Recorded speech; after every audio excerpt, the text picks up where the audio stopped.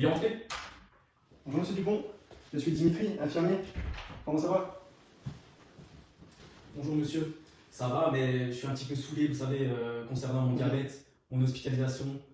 C'est bientôt la période de Noël et en vrai, moi je sais pas qu'est-ce que je fais ici. Donc c'est vraiment compliqué pour moi. Vous savez quoi, c'est exactement l'objet de ma visite aujourd'hui. J'aimerais bien qu'on puisse faire le point, qu'on puisse échanger. Est-ce que vous êtes d'accord? Moi ça me va. Ça vous va? Donc je vous invite, si vous souhaitez, à vous installer sur la chaise. Ok. On s'en sort plus Ça confortable. vous allez, je pense. Ok, ça marche. Alors, je comprends que c'est pas facile pour vous, comme vous me l'avez évoqué avant. Noël, le diabète, voilà, ça peut être compliqué, je l'entends. L'objet de ma visite, c'est vraiment de comprendre où vous en êtes en fait actuellement, tout simplement. Ok. Par contre, je vous dis d'avance, j'ai accepté de discuter avec vous, mais je vous le dis direct, moi je suis pas trop motivé pour changer de vie aujourd'hui. Pour moi, c'est pas le moment, c'est pas la bonne période. Et franchement, j'ai du mal à faire des sacrifices en ce moment. Ok. Bon, alors promis, je vais pas vous enlever votre puce de Noël pour le 24, pas de J'espère souci. bien. Et je vais pas vous mettre au sport de manière intensive, hein, c'est vraiment pas l'objet de ma visite. Ok, avec ça. J'aimerais juste comprendre ce que vous vivez en fait actuellement, rien de plus. Comment vous le ressentez, votre ressenti? Bah, écoutez, en soi, moi je me sens bien. On me dit toujours, constamment, on me rabâche danger, diabète, faut faire attention, tout ça. Mais moi je bosse, vous savez, je vis normalement. Je suis quelqu'un qui travaille beaucoup, j'ai besoin de dépenser. Enfin, j'ai besoin de consommer pour dépenser, enfin, par rapport à ce que je dépense. Je vis normalement, j'ai pas envie de me prendre la tête avec des mesures et des médicaments toute ma vie en fait. Donc d'accord, si je comprends bien, pour vous, tout ça, c'est une charge en plus dans un quotidien qui est déjà pas mal chargé, c'est ça? Ouais, exactement. En fait, c'est ça. Moi je bosse avec des horaires décalés. Je mange quand je peux, des fois c'est vraiment juste sur le pouce. Et puis, j'ai pas envie de devenir le gars en fait qui peut rien manger, celui qui va toujours faire attention à tout. C'est vraiment une étiquette qu'on m'a collée et moi ça me saoule, mais terrible, vraiment. Non, je vous entends. Changer ses habitudes, surtout quand on est déjà sous pression, c'est lourd. Et ça peut même donner l'impression qu'on perd un peu de liberté au final. Voilà, merci. Enfin, quelqu'un qui me comprend. Donc, est-ce que je peux vous expliquer deux, trois choses sur vos résultats, juste pour que vous sachiez où vous en êtes réellement. Après, vous restez libre de vos choix, évidemment. Vous avez de la chance que vous êtes tombé sur un bon jour avec moi. Allez-y, allez-y. Donc du coup, je vous explique. Actuellement, votre hémoglobine glyquée, est-ce que vous savez qu'est-ce que c'est?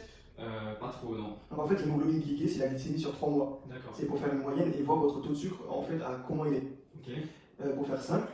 Et chez vous, elle est toujours haute. Donc sur 3 mois, la moyenne est haute. Vous êtes actuellement à 9%. La norme, c'est 6%. Ok, donc c'est beaucoup, ouais. Ce qui veut dire que votre corps, du coup, garde trop de sucre dans le sang. Et ce sucre qui circule trop longtemps, il abîme doucement les nerfs, les yeux, les reins et le cœur. Mais non. À ce moment-là, vraiment? Alors, pas du jour au lendemain, pas d'inquiétude. Hein.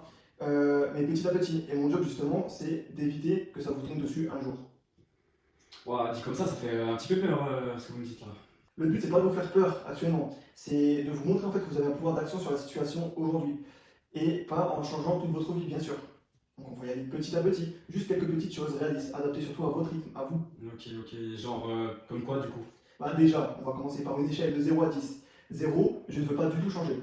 Ok. Et 10, c'est je suis prêt à transformer tout, même mon frigo. Vous vous situerez où à peu près? Bah, le frigo, vous abusez. Allez, je dirais 4 sur 10. 4 sur 10? Ouais.